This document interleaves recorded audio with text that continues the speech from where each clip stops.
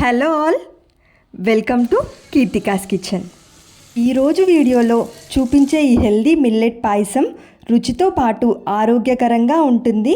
Diet చేసే వాళ్ళు కూడా హ్యాపీగా తీసుకోవచ్చు. నైవేద్యంగా కూడా పెట్టే ఈ పాయసం సరికొత్తగా ఉంటుంది. రెగ్యులర్గా చేసే పాయసం కాకుండా ఇలా కొర్రలు ఇంకా బెల్లంతో చేసే ఈ పాయసం ట్రై చేయండి. చాలా టేస్టీగా ఉండే ఈ కొర్ర బియ్యం పాయసం చూసేద్దాం. ముందుగా 1 కప్పు కొర్రలు, వీటినే ఫాక్స్టైల్ మిల్లెట్ అంటారు, 4 నుంచి 5 గంటల ముందు నానబెట్టండి. ఈ రెసిపీ చేసేటప్పుడు అన్నీ ఒకే కప్పు మెజర్మెంట్ వాడండి. ఐదర్ కప్ కానీ, గ్లాస్ కానీ, గిన్నె కానీ ఏది తీసుకున్నా అన్నిటికీ మిగతా ఇంగ్రీడియంట్స్ ఒకే కప్పుతో వాడండి. ఇలా కప్పు కొర్రలకి 3 కప్పులు వాటర్ని యాడ్ చేయాలి.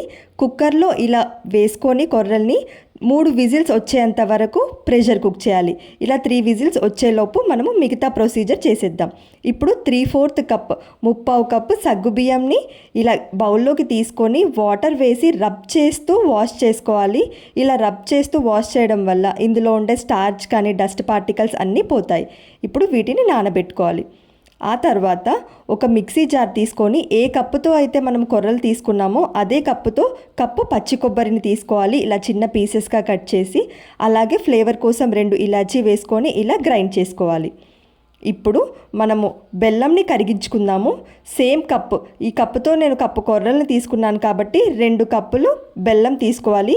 ఇలా బెల్లం తీసుకొని ఇందులో 1/2 కప్పు వాటర్ వేసుకొని బెల్లాన్ని పూర్తిగా కరిగించాలి. కలుపుతూ మరిగించుకోవాలి. ఇలా కరెక్ట్గా 2 మరుగుల తర్వాత పాకం కాస్త చిక్కబడుతుంది. 2 బాయిల్స్ తర్వాత ఇంకా ఈ ఫ్లేమ్ ఆఫ్ చేసేయండి. ఇప్పుడు మనం పాయసం చేయడం కోసం ముందుగా ఒక బౌల్ పెట్టుకొని పాలు యాడ్ చేసుకోవాలి. ఈ పాలు పచ్చి పాలు. 1 కప్పు కొర్ర బియ్యంకి 4 కప్పులు పాలని వేసుకోవాలి. నేను ఇందులో వాటర్ ఏమీ యాడ్ చేయట్లేదు. మనం ప్రిపేర్ చేసే ఈ కొర్రల పాయసం పాలల్లోనే ఉడికిస్తున్నాను. దీనివల్ల చాలా టేస్టీగా ఉంటుంది. వెయిట్ లాస్ అవ్వాలి అనుకునే వాళ్ళు ఈ రెసిపీ ట్రై చేసినప్పుడు వెన్న తీసిన పాలు యూస్ చేయండి. ఇందులోనే మనం ముందుగానే నానబెట్టుకున్న సగ్గుబియ్యం కూడా యాడ్ చేసి ఇలా కలుపుతూ కుక్ చేసుకోవాలి. ఈలోపు మనం ముందుగానే ప్రెషర్ కుక్ చేసిన కొర్రల్ని చూపిస్తున్నాను. పూర్తిగా ప్రెషర్ తీసేసిన తర్వాత చూడండి కొర్రలు ఎంత సాఫ్ట్గా కుక్ అయ్యాయో. ఇలానే మనం కొర్రన్నం కూడా కుక్ చేసుకోవచ్చు. చూడండి, ఇలా పాలు 2 పొంగులు వచ్చిన తర్వాత మనం యాడ్ చేసిన సగ్గుబియ్యం కూడా పూర్తిగా ఉడికిపోతాయి. ఇందులోనే మనం ముందుగానే కుక్ చేసి పెట్టుకున్న కొర్రల్ని కూడా యాడ్ చేయాలి. ఇలా కుక్ చేసి పెట్టుకున్న కొర్రల్ని యాడ్ చేసిన తర్వాత ఉండలు ఏమీ లేకుండా కలుపుతూ కుక్ చేసుకోవాలి.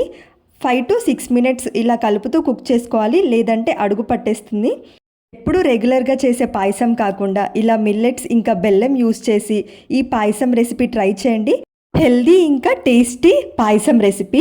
ఇప్పుడు ఇందులోనే మనం ముందుగానే గ్రైండ్ చేసి పెట్టుకున్న పచ్చి కొబ్బరిని కూడా యాడ్ చేయాలి. ఇలా పచ్చి కొబ్బరి వేసుకున్న తర్వాత కలుపుతూ ఇంకొక 2 minutes కుక్ చేసుకోవాలి. చూడండి, ఇలా పైన నురగలాగా ఫామ్ అవుతుంది ఈ పాలు. ఈ స్టేజ్లో మనం ముందుగానే కరిగించుకున్న బెల్లం పూర్తిగా చల్లారిన తర్వాత ఇందులో స్ట్రెయిన్ చేసుకోవాలి. ఏదైనా ఒకటి వేడిగా ఉంటే సరిపోతుంది. ఇలా స్వీట్స్లో ఎప్పుడైనా బెల్లం వేసినప్పుడు పాలు విరగకుండా ఉంటాయి. ఇలా వడకట్టడం వల్ల నలకలు కూడా పోతాయి. ఇలా బెల్లం వేసిన తర్వాత ఇంకొక 2 minutes కలుపుతూ కుక్ చేసుకుంటే మన కొర్రబియ్యం పాయసం రెడీ అయిపోతుంది. ఇప్పుడు వేరే ఒక ప్యాన్ పెట్టుకొని ఇందులో 1 టేబుల్ స్పూన్ నెయ్యి వేసుకోవాలి. ఇలా నెయ్యి పూర్తిగా కరిగిన తర్వాత డ్రై ఫ్రూట్స్ 10 నుండి 12 జీడిపప్పును వేసుకోవాలి. మీకు నచ్చిన డ్రై ఫ్రూట్స్ ఏదైనా వేసుకోవచ్చు. జీడిపప్పు కాస్త ఫ్రై అయిన తర్వాత కిస్మిస్ కూడా యాడ్ చేసుకొని ఈ కిస్మిస్ని కూడా ఫ్రై చేసుకోవాలి. ఇలా ఫ్రై చేసుకున్న ఈ డ్రై ఫ్రూట్స్ మనం ముందుగానే ప్రిపేర్ చేసుకున్న ఈ పాయసంలో వేసుకోవాలి. ఇలా వేసుకొని మిక్స్ చేసుకుంటే మనం హెల్దీగా ప్రిపేర్ చేసే ఈ కొర్రల పాయసం రెడీ అయిపోతుంది. ఇలా ప్రిపేర్ చేసిన ఈ కొర్రల పాయసం వేడిగా ఉన్నప్పుడు కాకుండా చల్లారిన తర్వాత తింటే టేస్ట్ ఇంకా ఎన్హాన్స్ అవుతుంది. వెయిట్ లాస్ చేసేటప్పుడు ఒక్కొక్కసారి స్వీట్ క్రేవింగ్స్ వస్తాయి. అలాంటప్పుడు ఇలా హెల్దీగా మిల్లెట్స్ యూస్ చేసి ఈ కొర్రలు ఇంకా బెల్లంతో చేసే ఈ పాయసం ట్రై చేయండి. రెగ్యులర్గా చేసే పాయసం కాకుండా ఇలా హెల్దీగా చేసే కొర్రల పాయసం ట్రై చేయండి. ట్రై చేసి ఎలా వచ్చిందో కామెంట్ సెక్షన్లో చెప్పండి. ఇంకా మిల్లెట్స్ యూజ్ చేసి ఏమైనా రెసిపీస్ కావాలంటే కామెంట్ సెక్షన్లో చెప్పండి.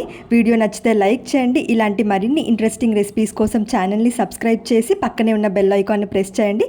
Thank you for watching this recipe.